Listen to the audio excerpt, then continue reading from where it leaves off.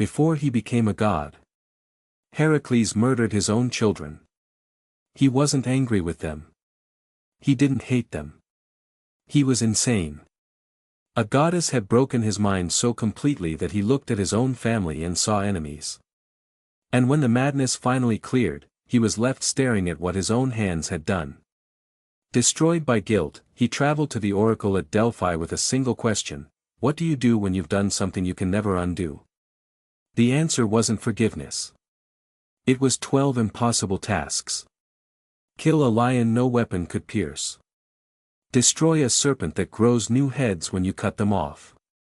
Clean an impossible stable in a single day. Steal golden apples from the edge of the world. And drag the multi-headed guardian of the underworld into the light of the living. These became the 12 labors of Heracles. But this isn't just a story about hunting monsters.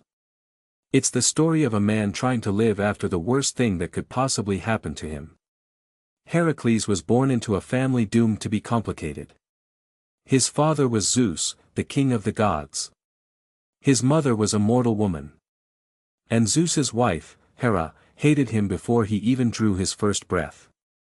Hera manipulated fate to steal Heracles' birthright, placing his cowardly cousin, Eurystheus, on the throne of Mycenae instead. And when Heracles was still an infant in his cradle, Hera sent 2 massive serpents to slaughter him. The 8-month-old baby grabbed both snakes by the throat, and strangled them with his bare hands. Strength was his birthright. But that strength couldn't protect his mind when Hera attacked him years later. And after the tragedy, King Eurystheus became the man holding Heracles' sentence in his hands. Heracles didn't choose these tasks. They were a punishment. The first order: bring back the skin of the Nemean lion. Arrows bounced off its hide. So Heracles cornered the beast in its cave, choked it to death with his bare hands, and used the lion's own razor-sharp claws to skin it. From that day on, the lion's pelt became his armor. Next was the Lernaean Hydra. Cut off one head, 2 grew back. Brute force was useless, so Heracles adapted. As he severed each head, his nephew burnt the stump with fire to stop them from regrowing, while Heracles buried the final, immortal head beneath a massive boulder. Eurystheus refused to count it because Heracles had help. 10 labors were turning into 12. For the Ceryneian hind, brute force failed entirely. Heracles stalked the sacred deer for an entire year, winning not through violence, but sheer patience. To clean the Augean stables, caked in decades of filth, he rerouted 2 massive rivers through the gates, washing it clean in hours. Eurystheus rejected this one too, claiming Heracles took a bribe. The tasks kept coming, each testing a different limit.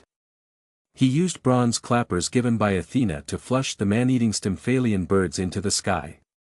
He captured the fiery Cretan bull. He tamed the flesh-eating mares of Diomedes.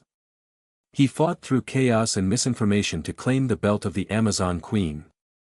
He marched to the edge of the known world to slay the 3-bodied giant Geryon and drove his cattle all the way back to Greece. To steal the golden apples of the Hesperides, he tricked the Titan Atlas into taking the weight of the heavens back onto his shoulders. And finally, Cerberus. Heracles descended alive into the underworld, wrestled the 3-headed hound into submission with his bare arms, and dragged it out into the daylight. When he presented the monster to King Eurystheus, the king panicked, hid inside a giant bronze jar, and begged Heracles to take it back. 12 tasks. Years of service. Monsters slain, rivers redirected, journeys to the edge of the world and into the realm of the dead. Heracles had completed his sentence. His life didn't end in peace. Years later, he suffered an agonizing death through a tragic misunderstanding involving poison.